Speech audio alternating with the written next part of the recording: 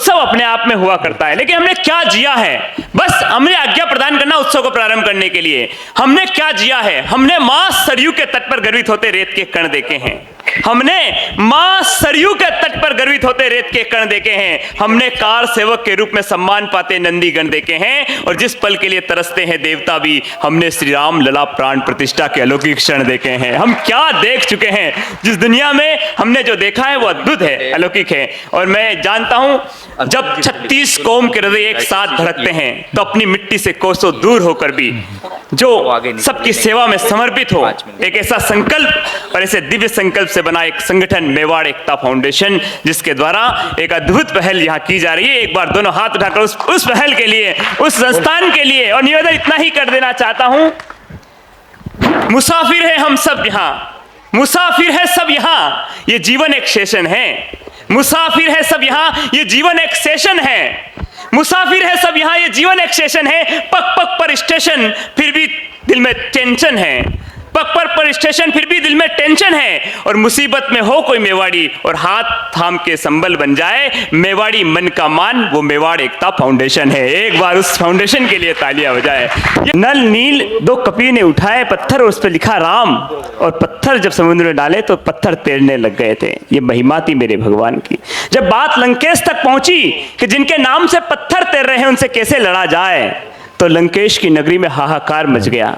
अब कैसे लड़े जिनसे जिनके नाम से पत्थर तैर रहे हैं? तो लंकेश्वर रावण थोड़ा होशियार, इंटेलिजेंट मेरी तरह, उसने कहा चिंता की बात नहीं है, रावण के नाम से भी कल पत्थर तैरेगा।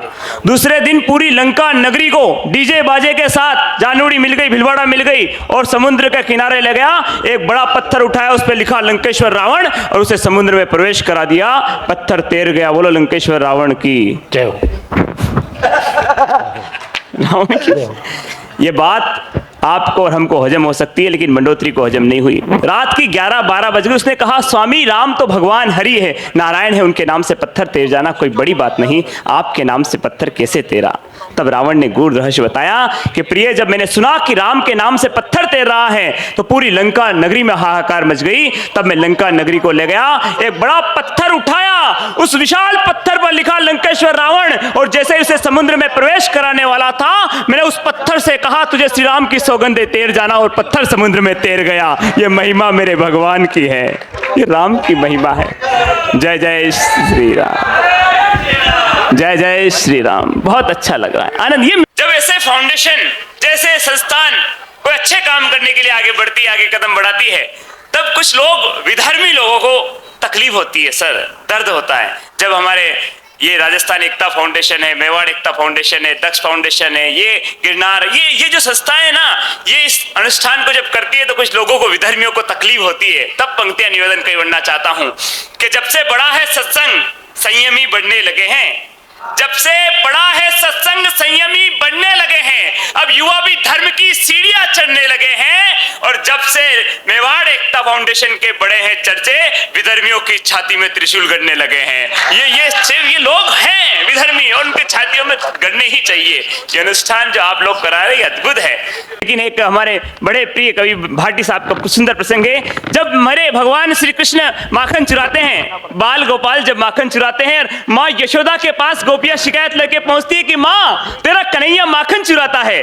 वो माँ कैसे मान ले जिनके घर में दूध दही की नदियां बहती हो? माँ यशोदा मानने को तैयार नहीं, और गोपियां रोज शिकायत लेके पहुंचती है कि माँ तेरा कन्हैया माखन चुराता है। एक दिन माँ यशोदा एक मटकी बांध देती है, मटकी के साथ एक घंटी बांध देती है, कहीं कन्हैया आएगा, माखन चुराएगा और घंटी बजेगी, मैं कन्हैया को पकड़ लूंगी।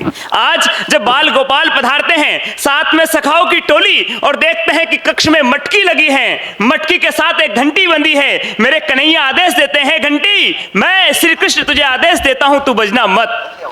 जिन भगवान श्री कृष्ण के आदेश के बिना एक पत्ता नहीं हिलता, वो घंटी कैसे बज जाती? घंटी मौन हो गई, घंटी मौन हो गई। भगवान ऊपर चढ़े, स्टूल लगाकर पूरी मटकी को हिला दिया, घंटी को हिला दिया, नहीं बजी। माखन लिया, सब ग्वाल वालों को खिला दिया, घंटी तनिक नहीं बजी। लेकिन जैसे ही अंत में मेरे कन्हैया ने माखन लिया और अपने अधरों पे लगाया, घंटी टन टन टन टन टन टन बजने लग गई। सारे ग्वाल बाल भाग गए, क्या बात, माँ क्या यशोदा बात। आई दौड़ते हुए तो केवल कन्हैया, और कन्हैया को जब माँ ने देखा तो आज माँ यशोदा ने अपने कन्हैया को चोरी करते हुए देखा। माँ का गुस्सा 7वें आसमान पर खंबे से बांध दिया। सामने कक्ष में मटकी टंगी है, मटकी से घंटी बंधी है, और सामने मेरे बाल गोपाल श्री कृष्ण भगवान।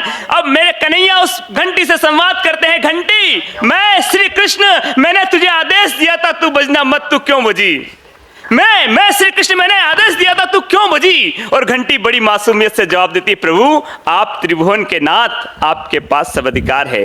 प्रभु आप त्रिभुवन के नाथ, आपके पास सब अधिकार है, लेकिन त्रिलोकी का नाथ सांवरा भोग लगाए और मैं न बजू तो मेरे जीवन को धिक्कार है। मैं न बजू तो मेरे जीवन को धिक्कार है। क्या बात है, कौन लोग हैं हम वो लोग नहीं हैं जो उठते हैं दोपहर को जाकर सनसेट के दर्शन करते हैं। हम वो मेवाड़ी हैं जो जाते हैं मंडपिया और सांवरिया सेठ के दर्शन करते हैं। क्या बात, क्या बात। लोग बड़े लोगों के बीच में उत्सव हो रहा है, लेकिन ये उत्सव राणा प्रताप का उत्सव है, महाराणा प्रताप का। कोई जीवन में एक बार भी उन्मुक्त कंठ से राणा प्रताप की जय बोल देता है, कोई एक बार भी जीवन में महाराणा प्रताप की जय बोल देता है, द्वारपाल खड़े होकर स्वर्ग के दरवाजे खोल देता है। वो राणा प्रताप, हमारा गौरव, हमारा स्वाभिमान, उनका उत्सव है। तो हम ट्रेन से उतरने के बाद बाहर निकले तो एक टैटू वाला मिला मुंबई में, और उस टैटू वाले ने कहा कि आइए तनिक हाथ दीजिए, पलक झपकते ही थोड़ी सी भाप दूंगा, ऐश्वर्या, सलमान, कैटरीना कुछ भी छाप दूंगा।